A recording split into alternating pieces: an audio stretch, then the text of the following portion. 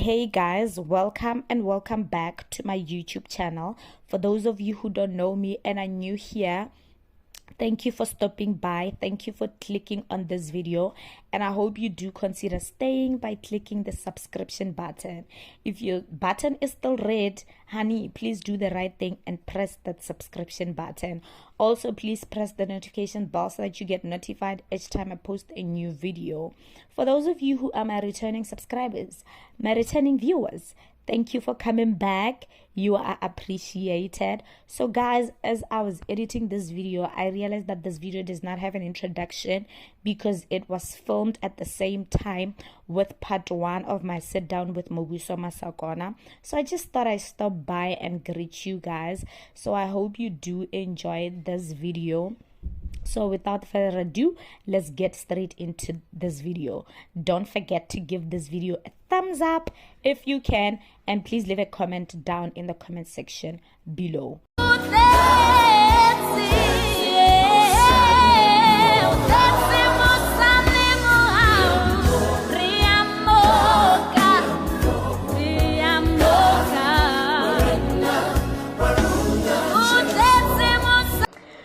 So let's revert a little bit. Alrighty. And talk about your relationship. Okay. So how long have you been married? I've been married for 8 years now. 8 years on the 2nd of August. Yeah. Happy anniversary. I thank you. How has the journey been for you? The journey has been very interesting. You know, when you put two people from different families, we're not brother and sister here. We were not raised by each other here, you know. But I think there's grace in marriage, and God ordained it and He granted it as some form of grace so that we can live with each other peaceably. So the journey has been fantastic. It has been great. It has its ups and downs, but it's lovely. Yeah. How do you think your relationship impacted your journey of you being a minister of song?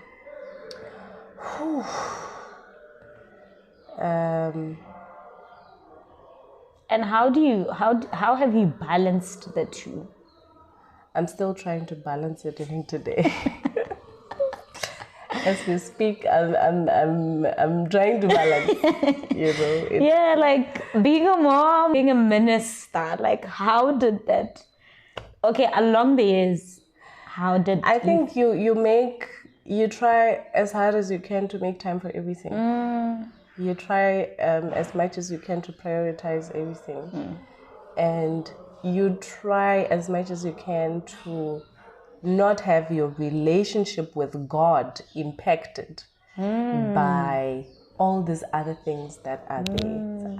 I am a child of God first, before I am a mother, before I am a wife, before I am a minister of the gospel. I am a child of God first. So good. And once you have set that as a priority, I think God guides you as and when you move. He guides you he guides you on how to be a good spouse. He guides you on how to be a good mother. You know, He guides you on how to balance all these things. But I will tell you now, I am under God's guardianship. I am trying. I am really trying, but it's not always perfect, you know.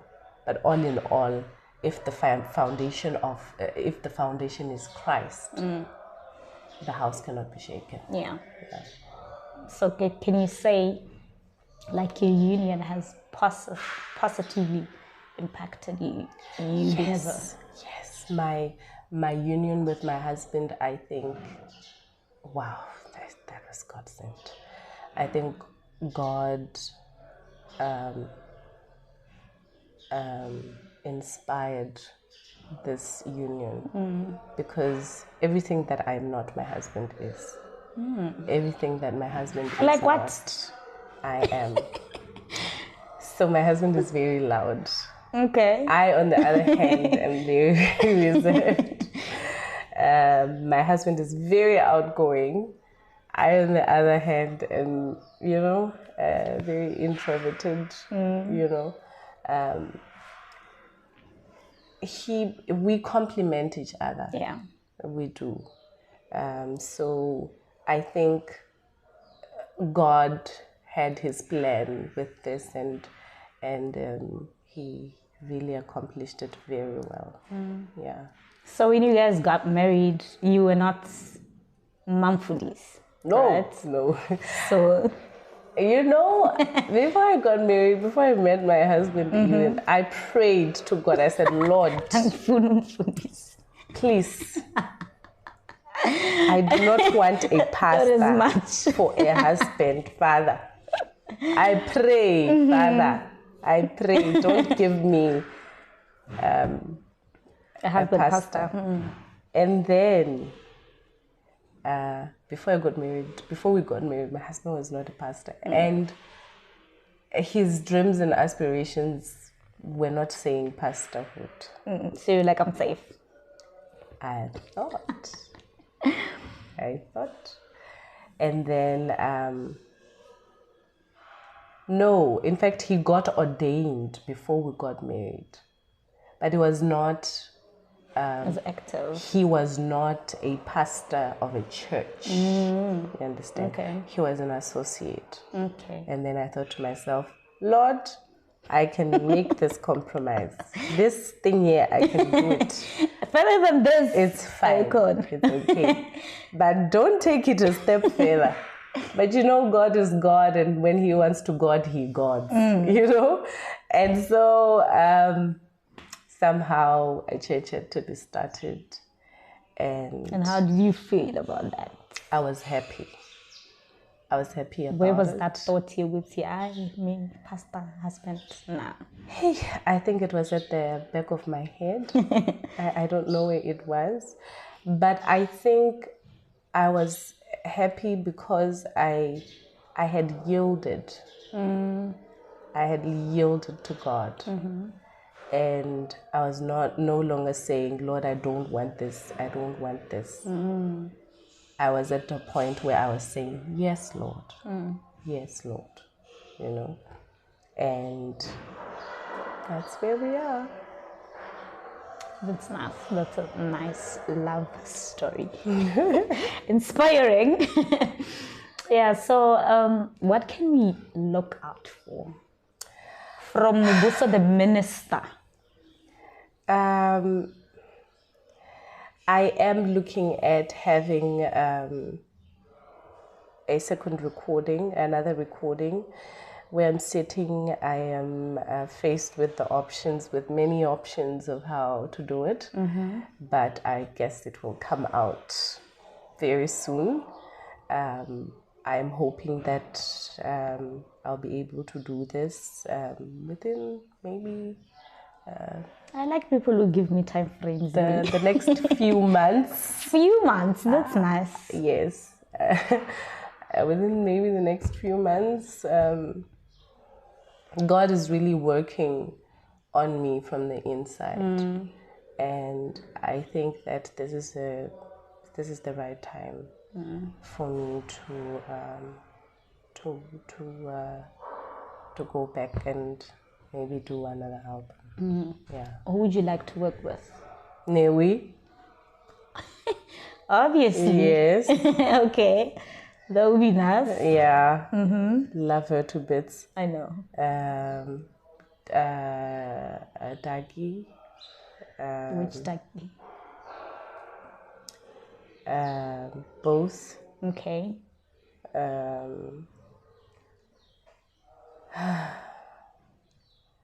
Yeah, and the others. Who are some of the people that you worked with and you were like, yes? I remember when I was in worship house, there's a lady called Magwena. Oh, Nkosi. My God. Yeah. Oh, Christ. Loved working with her to bits. She is anointed. Yeah. And I have loved working with a whole lot of other people. I just can't pick one from the top of my head. Okay. I worked with Tock, the lady, as well. As well, and that was amazing. That was an amazing experience as well. I have worked with other people. I just can't pick from the top of my head. No, that's okay. Yeah. Do you think that your character has somehow changed from before you became, let me just say, before you went to worship house and after worship house? How do you guys maintain humbleness? I think humility is something that I was taught from an earlier age. As I said,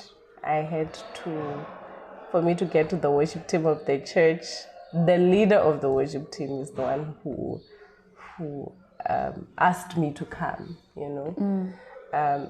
we were taught to remain humble and allow God to lift us up. I think if there's one thing that my father really taught us very well is stay in your place, stay where you are, and pray for God to move you. And He will move you when it's time for you to be moved. And I think staying in one place and waiting for God requires you to be humble, and not want to do things yourself. And I think that is where this whole concept of humility comes from. But I am just a shy person all in all.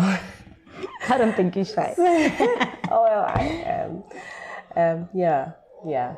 Okay.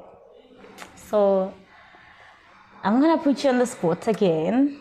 You gave us a song from Worship House. I'd like for you to give us your favorite song in your album. Ndidodzula buoneni.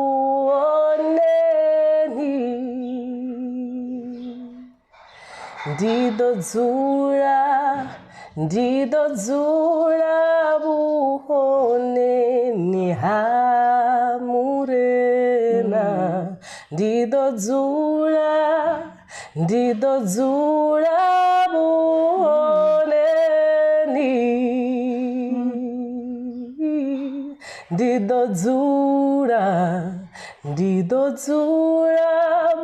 buoneni.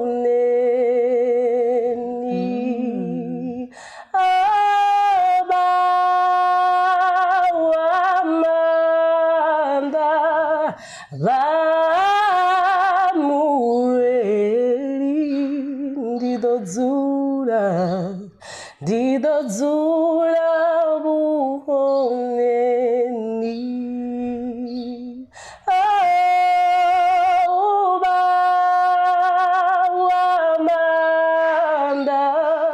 vamureli murena. Ndidodzula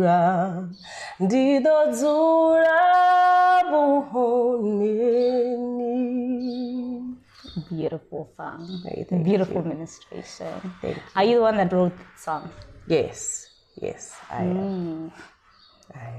What influenced the writing of that song? What think was at the back of your mind? I think I took this song from my experience being in the presence of God, and how you just want to stay where God is, where the presence of God is, and how when you're in the presence of God, suddenly a lot of things make sense, Suddenly you notice things even about yourself. When you self-introspect in the presence of God, suddenly God reveals things to you. When you're in the presence of God, that's where you have fellowship with God. And at times it gets so good that you just want to stay there, you know. Yeah. Yeah. So looking at where you are now, what would you tell the younger you? What would you say to the younger you? I would say that use your time profitably. Do you think you didn't use your time profitably?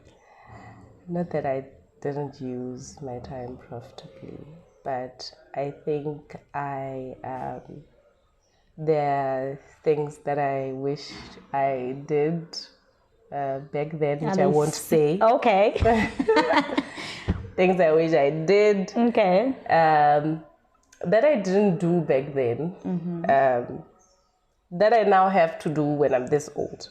Yeah. You know, so time management should start from an early age. And I think that taught me to say with my children, I am going to motivate them to use their time and use it profitably.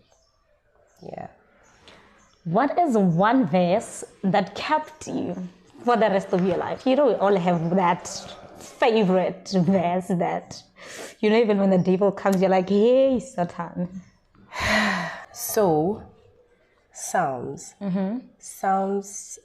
61. This is in verses 2. It says, "From the ends of the earth I call to you. When my heart is overwhelmed, lead me to a rock that is higher than I."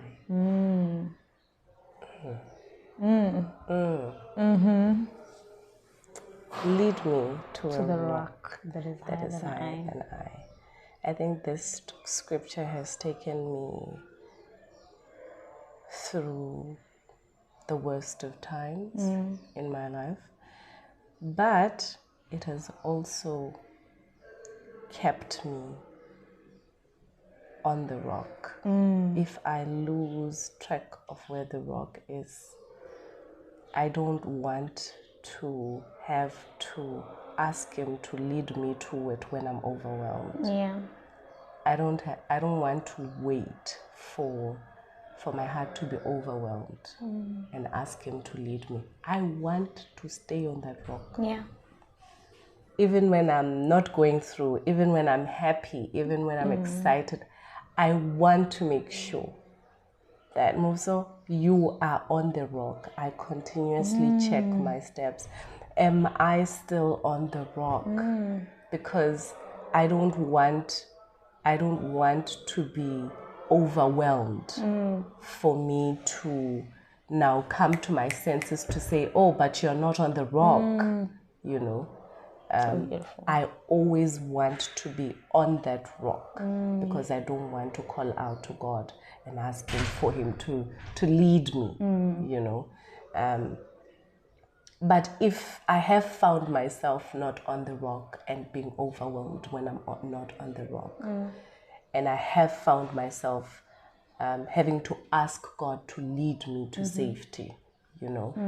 But I think when I have found myself in those situations, that is when I always, after that thing has passed, I always say, oh, but Lord, keep me on this rock. I don't want to be overwhelmed again and then have to struggle to find you or struggle to find you to come and lead me to a place, you know, that is a rock which is higher than myself. I want to sit on that rock. Please, people, let me just sit there. You know? Yeah. I want to do life on that rock. Beautiful. Yeah. Yeah. So in closing, what advice would you give to an upcoming minister of the gospel? Do you? God has given you. He has given you a gift. The gift is inside of you.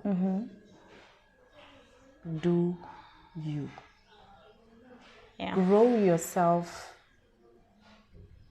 in that gift that God has given you. But don't forget that you are unique. You are special. You are not going to sing like whoever sings, you know. The best person that you can be, the best song that you can sing is a song from you, you know.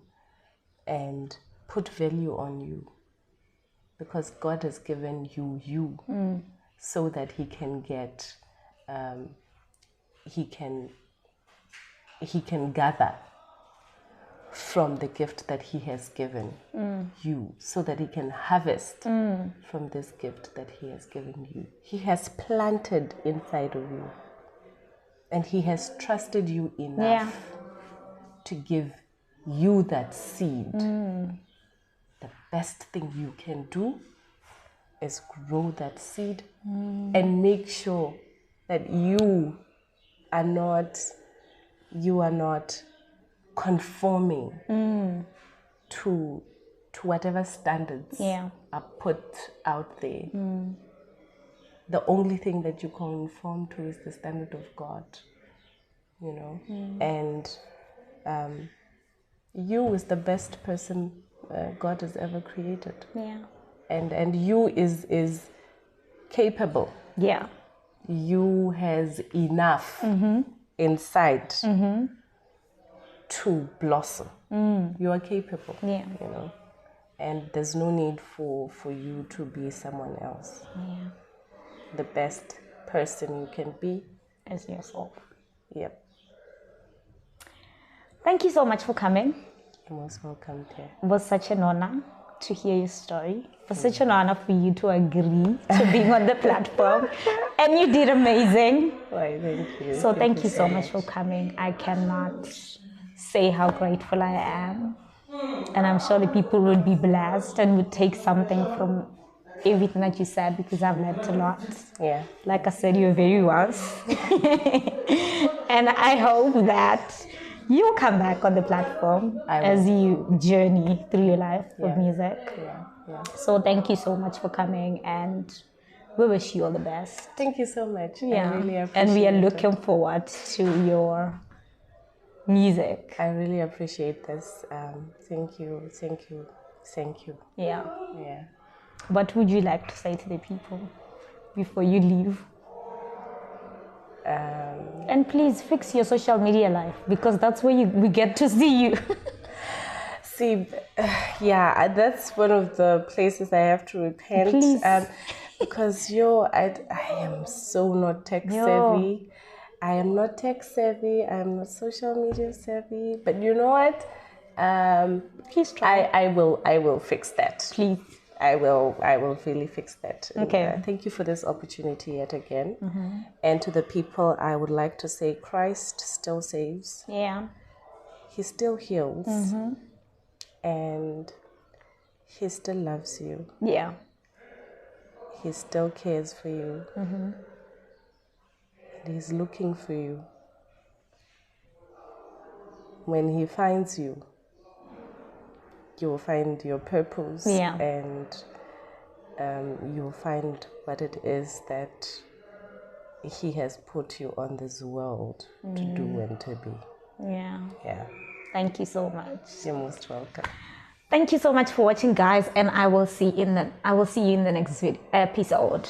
Bye.